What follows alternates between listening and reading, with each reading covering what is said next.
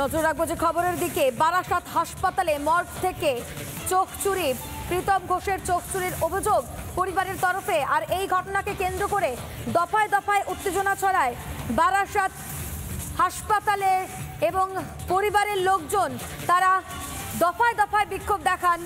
পূর্ণাঙ্গ ভিডিওগ্রাফি হয় ময়নাতদন্তের। গতকালই দ্বিতীয়বার ময়নাতদন্ত করা হয় দেহের। পূর্ণাঙ্গ ভিডিওগ্রাফি করা হয় সেই ময়নাতদন্তের, এবং ময়নাতদন্তের পর কমিটির 3 সদস্য উপস্থিত ছিলেন এবং সেখান থেকেই বিশেষ রিপোর্ট আমাদের প্রতিনিধি মেঘা। দেখুন সেই ছবি। প্রীতম ঘোষের মৃত্যু ঘিরে এখনো একাধিক রহস্য দানা বাঁধছে। তার কারণ পরিবারের সদস্যরা প্রথম থেকেই তারা অভিযোগ করেছিলেন যে চোখ চুরি করা হয়েছে। আমি একটু পরিবারের সদস্যদের সঙ্গে আজকেও কথা বলবো।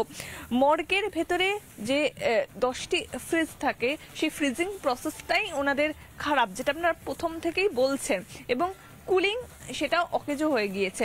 তো কি বলবেন বারাসাত হাসপাতাল নিয়ে, এবং দ্বিতীয়বার ময়না তদন্ত হয়েছে?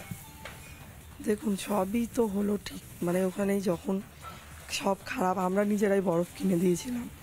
দ্বিতীয়বার ময়না তদন্ত করে ওনারা সমস্ত রিপোর্ট জমা দিয়েছে, আমরা সেগুলো কালেক্ট করব। ওনারা আমাদেরকে বলেছে আমাদের তো এখনো কাজকর্ম মিটুক, আমরা সমস্ত কিছুই যাব, গিয়ে দেখব। যে চোখ নেই, সেই চোখ কি আদতে ছিল দেহ পাওয়ার পর, বা রিপোর্ট কি আপনারা এখনো পর্যন্ত হাতে পেয়েছেন?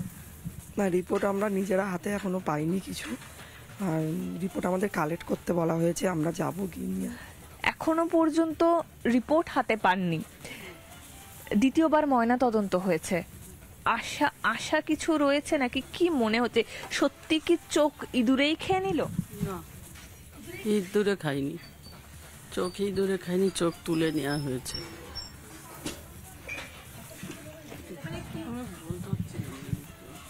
কথা বলতে পারছি না আমি। হসপিটাল থেকেই চোখটা ছিল, চোখ দুটোই ছিল। রিপোর্ট আমার মেয়ে যাবে, তদন্ত করবে বলেছে। এখন ওরা বলেছে যে তদন্ত করবে, ঠিক পাওয়া যাবে, এই অবধি আশ্বাস দিয়েছে আমাদের। কি বলবে, সত্যি কি এটা ইঁদুরে খাওয়া? একই কথা বারবার বলতে ভালো লাগে, সত্যি কথা বলতে যখন আমরা ওকে অ্যাডমিট করেছি তখনও দুটো চোখই ছিল, আর ওখানে গিয়ে ও মারা গেছে। ওর চোখটা ছিল, কিন্তু অত সুন্দরভাবে ইঁদুরে কিন্তু নেবে না। ইঁদুরে নিলে না ওর যে পায়ের নখের একটু হয়তো চিহ্ন থাকবে, কিন্তু ও চোখ তুলে নেওয়াই হয়েছে। যে মর্মান্তিক ঘটনা ঘটে গিয়েছে, সেই ঘটনা যাতে কোনো পরিবারের সঙ্গে আর না হয়, তার জন্যই তারা এই প্রতিবাদ করেছিলেন। ভিডিও জার্নালিস্ট দীপঙ্কর কাঞ্জিলালের সঙ্গে মেঘা, রিপাবলিক বাংলা, বারাসাত।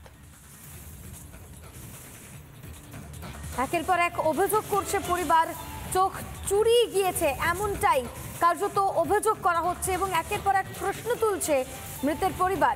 প্রীতম ঘোষের পরিবার গতকাল দফায় দফায় তার পরিবার সহ স্থানীয় বাসিন্দারা বিক্ষোভ দেখায়, এবং পূর্ণাঙ্গ ভিডিও করা হয় দ্বিতীয়বার ময়না তদন্তের, এবং সেই ময়না তদন্তে 3 সদস্যের টিম ছিল, যে টিমে উপস্থিত ছিল চক্ষু বিশেষজ্ঞ।